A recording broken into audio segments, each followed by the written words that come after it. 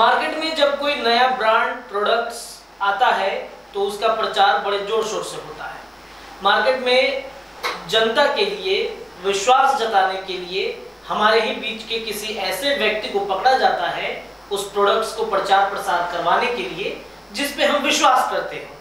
या तो किसी सेलिब्रिटी को पकड़ा जाता है, यानी कि किसी क्रिकेटर को पकड़ा गया, नहीं तो किसी बॉलीवुड के स्टार को पकड़ा गया, नहीं तो किसी ऐसे व्यक्ति को पकड़ा जाता है जो पब्लिक के लिए उस प्रोडक्ट को प्रचार कर पाए। ऐसे में कई ऐसे लोग हैं जो प्रचार प्रसार करते हैं और प्रचार प्रसार के बाद जब उस प्रोडक्ट्स का दुष्प्रभाव पड़ने लगता है हमारी जिंदगी पे तो उनका कई बार विरोध भी होता है और ऐसे भ्रामक प्रचार प्रसार करके वो जो सेलिब्रिटी होते हैं वो फंसते हुए नजर आ जाते हैं। जी हाँ, बातचीत कर रहे हैं आज के इस वीडियो में ऐसे कौन कौन से प्रोडक्ट्स हैं जिनका प्रचार करके अब तक जो सेलिब्रिटी हैं वो फंस चुके हैं।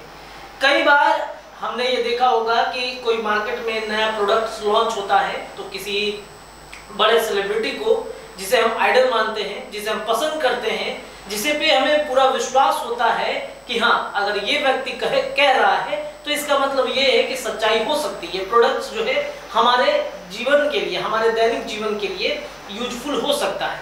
लेकिन जब हम प्रोडक्ट्स खरीदते हैं तो 100 में से बहुत ही ऐसे प्रोडक्ट्स कम ही होते हैं जो हमारे लिए यूजफुल होते हैं। बाकी के कई ऐसे प्रोडक्ट्स होते हैं जो फर्जी रूप में होते हैं जिसका दुष्प्रभाव जब हम पे पड़ता है तो हम काफी परेशान होते हैं और परेशानियों के बाद से जो प्रचार कर रही कंपनियां होती हैं, जो प्रचार कर रहे लोग होते हैं उनके ऊपर में FIR करते हैं। चाहे इस FIR में कई सेलिब्रिटी फंस चुके हैं अब तक। उनमें चाहे बात अमिताभ बच्चन की करें जो बॉलीवुड के दिग्गज अभिनेताओं में से एक आते हैं, चाहे बात अक्षय कुमार की करें, चाहे बात MS धोनी की जिनको क्रिकेट में सबसे ज्यादा पहचाना जाता है, नाम लिया जाता है।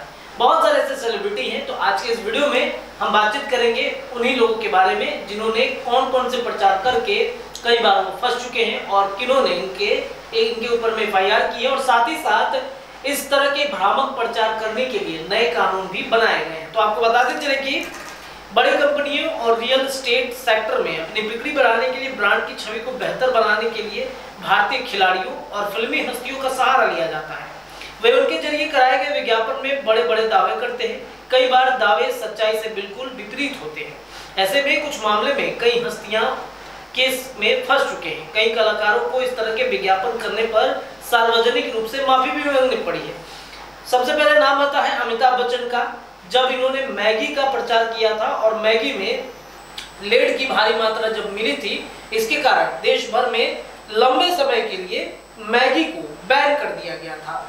चाहे बात अक्षय कुमार की करें, अक्षय कुमार की हालिया रिलीज जो एड है जिसमें वो विमल पान मसाला का विज्ञापन कर रहे थे, उनके खिलाफ प्रशंसक जो है सोशल मीडिया पर लगातार उन्हें ट्रोल कर रहे थे। अक्षय कुमार को इसके लिए माफी मांगनी पड़ी थी और उन्होंने कहा था कि मैंने तंबाकू का कभी प्रचार नहीं किया है और नहीं करूंगा।